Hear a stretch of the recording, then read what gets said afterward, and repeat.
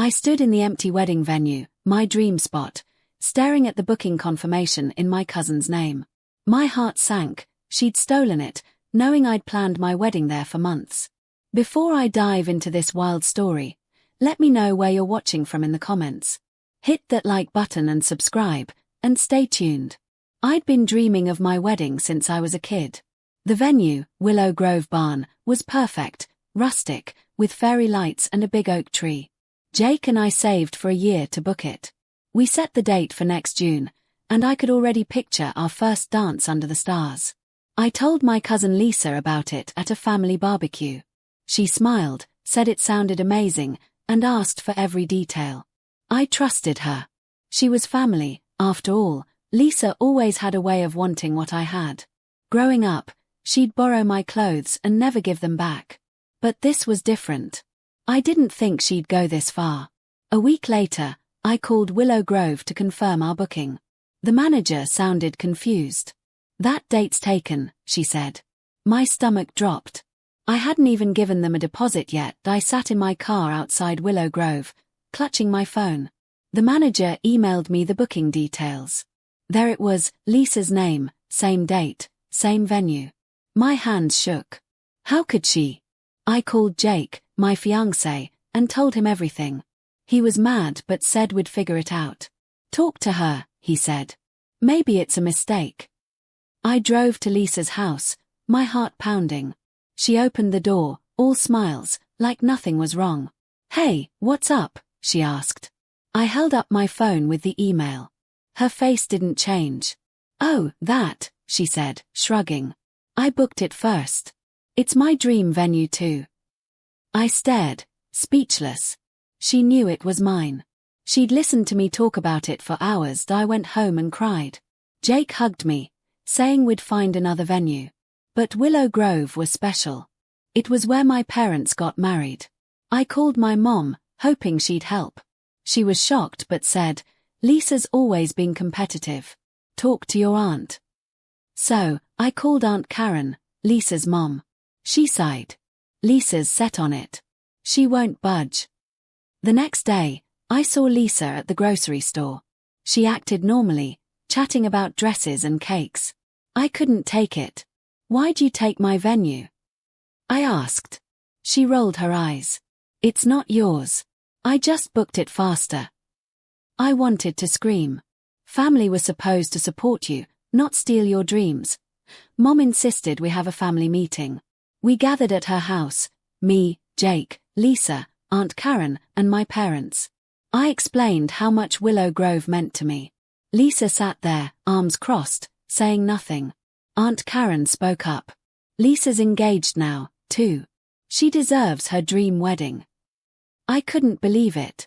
They acted like I was being selfish. Jake suggested we share the venue, maybe do a double wedding. I hated the idea, but I was desperate. Lisa laughed. "No way. It's my day." I looked at my parents, hoping for backup. Dad just shrugged. "You'll find another place," he said. I felt betrayed. My own family. Jake and I spent days looking for other venues. Nothing compared to Willow Grove. Every barn was too small or too expensive. I felt like giving up. Jake suggested we confront Lisa again, but I was tired of fighting. Instead, I called the venue manager. Maybe there was a way to get our date back. The manager was nice but firm. "The booking's locked in," she said. "Unless Lisa cancels, it's hers." I asked about other dates, but nothing was available for a year.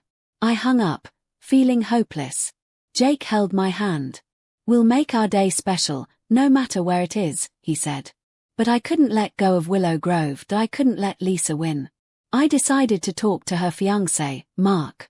Maybe he didn't know what she'd done. I met him at a coffee shop. He was nice, a bit clueless. "Lisa said you were okay with us taking the venue," he said. I stared, stunned. She'd lied to him too. I told him the truth, showing him my texts to Lisa about Willow Grove. Mark looked upset. "I didn't know," he said. "I'll talk to her." I felt a spark of hope. Maybe he could convince her to give it up. But when I got home, Lisa called, furious. "You went behind my back," she yelled. This is my wedding. I hung up, shaking. This was war. Lisa didn't back down. The next day, she posted on social media about her dream venue at Willow Grove.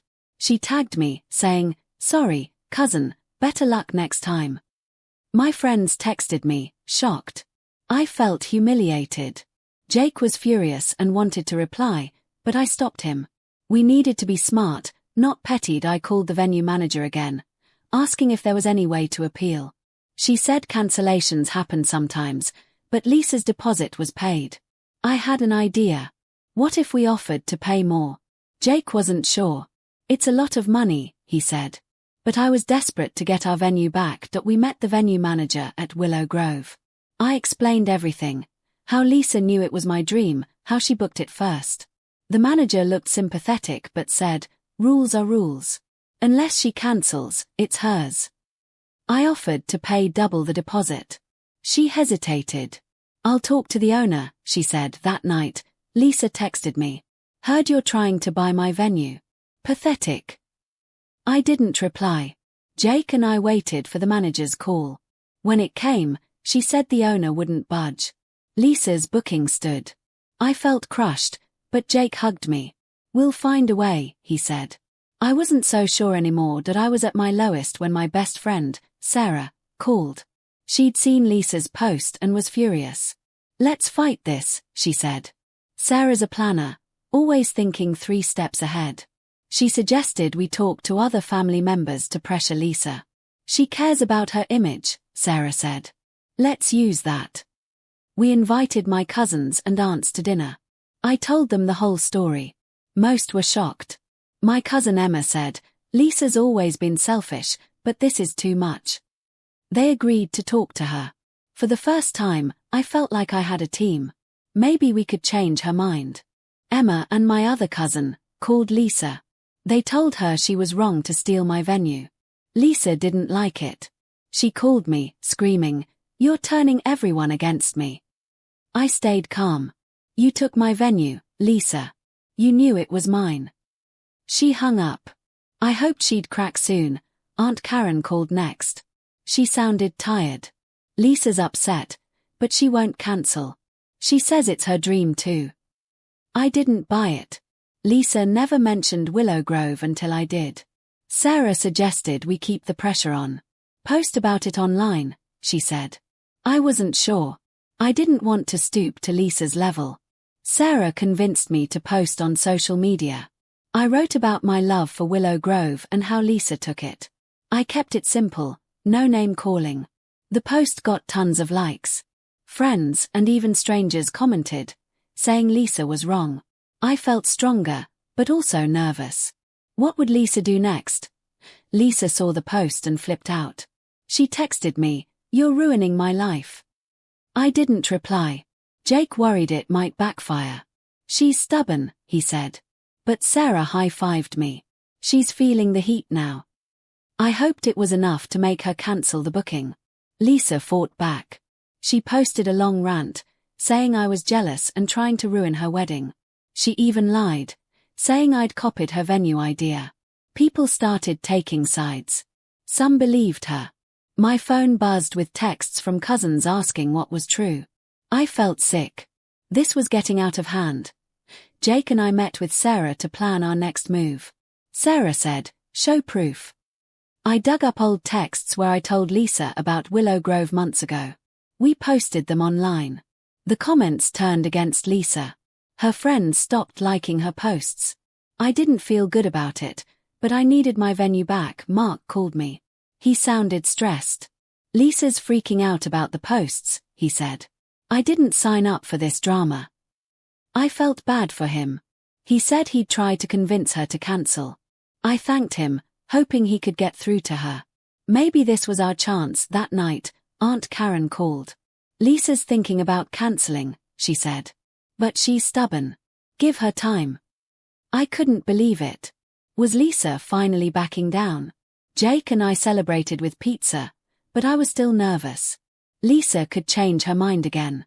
Days passed with no word from Lisa. I checked with the venue manager daily. "No cancellation yet," she said each time. I was losing hope. Jake kept me grounded, reminding me we'd have a great wedding no matter what. But I couldn't stop thinking about Willow Grove. Sarah suggested we plan a backup venue, just in case. We visited a small garden venue nearby. It was pretty, but it wasn't Willow Grove. I smiled for Jake's sake, but my heart wasn't in it. I wanted our original dream. I kept my phone close, waiting for Lisa to crack. Lisa called out of the blue. "Fine," she said. "I'm cancelling. You happy now?" I was stunned. Was this real? I thanked her, trying to stay calm. She hung up without another word. I called the venue manager right away. "The date's open," she confirmed. I screamed with joy. Jake hugged me tight, but something felt off. Lisa gave up too easily. Sarah warned me, "She's sneaky. Watch out." I didn't want to believe Lisa would pull another trick, but I couldn't shake the feeling. We rushed to the venue to pay the deposit before anything else could go wrong. We got to Willow Grove and paid the deposit. The manager smiled. "It's yours now." I felt like I could breathe again. Jake and I walked around the barn, imagining our wedding day. The fairy lights, the oak tree, it was perfect. I finally felt like we'd won, but that night, Lisa posted online again. "Lost my venue due to family drama," she wrote. She didn't name me, but everyone knew. Comments poured in, some blaming me. I ignored them. We had the venue. That's what mattered. Still, I wondered what Lisa was planning next. The family was divided. Some cousins congratulated me, but others sided with Lisa, saying I'd bullied her. Aunt Karen stopped talking to my mom. It hurt, but I tried to focus on the wedding. Jake and I started planning, invitations, flowers, everything. Willow Grove was ours, and I wasn't letting family drama ruin it. Lisa didn't stop. She called my mom, crying, saying I'd ruined her wedding. Mom felt bad but told her, "You shouldn't have taken their venue." I was proud of Mom for standing up for me. Still, I worried Lisa wouldn't let this go quietly. Jake and I threw ourselves into planning. We picked a navy and blush theme, booked a caterer, and chose a band. Willow Grove started to feel like ours. Sarah helped with every detail, making sure everything was perfect. I was happy, but Lisa's shadow lingered.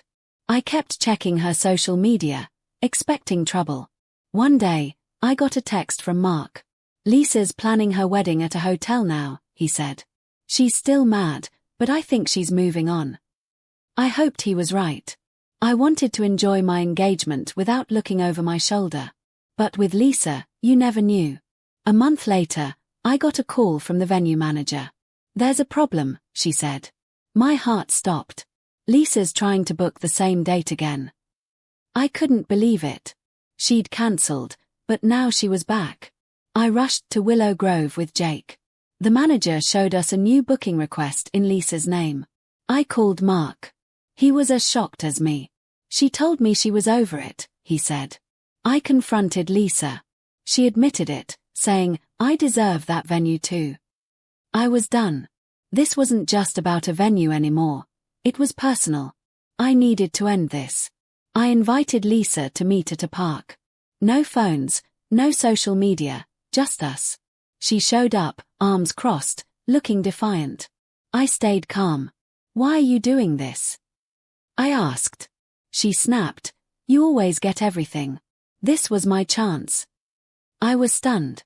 She'd always been jealous, but I never realized how deep it went. I told her how much Willow Grove meant to me, how it was my parents' place. For the first time, she looked guilty. "I didn't know it was that special," she said quietly. I didn't trust her, but I saw a chance. "Cancel your booking," I said. "Let's end this." She nodded slowly. Lisa cancelled her booking again. The manager confirmed it, and I felt relief wash over me. Jake and I double-checked everything. No more surprises. We invited Lisa and Mark to dinner to clear the air. Lisa was quiet but apologized. "I got carried away," she said. I nodded, but I wasn't ready to fully forgive. Mark seemed relieved. He told Jake he just wanted a peaceful wedding. We agreed to keep things civil. I hoped Lisa meant her apology, but I'd keep my guard up. Our wedding was back on track, and I wasn't letting anyone ruin it again. With Lisa out of the way, we focused on the wedding. We sent invitations, picked a cake, and finalized the playlist. Sarah threw me a bridal shower at Willow Grove, and it felt magical. The barn was everything I'd dreamed of. I could almost forget the drama. But Lisa's apology didn't erase the hurt. I saw her at a family party, and she acted friendly, but I kept my distance. Jake said I should let it go, but I wasn't ready. I just wanted our day to be perfect, no more surprises. The wedding day arrived.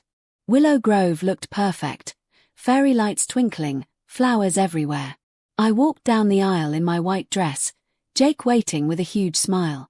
My parents cried, remembering their own wedding there. It was everything I'd dreamed of. Lisa wasn't invited, but I didn't care. This was our day. The reception was a blast. We danced under the stars, just like I'd imagined. Sarah gave a speech that made everyone laugh and cry. For the first time in months, I felt free. The venue was ours, and no one could take that away. The next day, Jake and I looked at our wedding photos. Every moment was perfect. Friends posted about how beautiful it was, and I felt proud. But then I saw Lisa's post. She'd gotten married at her hotel venue the same weekend. Her photos looked nice, but I didn't feel jealous. I had my dream. Lisa texted me, "Congrats. Your wedding looked great." I replied, "Thanks. Yours too." It wasn't much, but it felt like a step. Maybe we could move past this someday. For now, I was just happy to be married to Jake. A year later, Jake and I were settled in our new home. Willow Grove was a beautiful memory, framed photos on our walls. Lisa and I weren't close, but we were civil. She sent a housewarming gift, a small olive branch. I thanked her but kept my distance. Some wounds take time. Our wedding taught me to stand up for what matters. Jake and I were stronger for it. Family drama couldn't break us. As we planned our first anniversary, I knew one thing for sure: no one would ever steal our happiness again.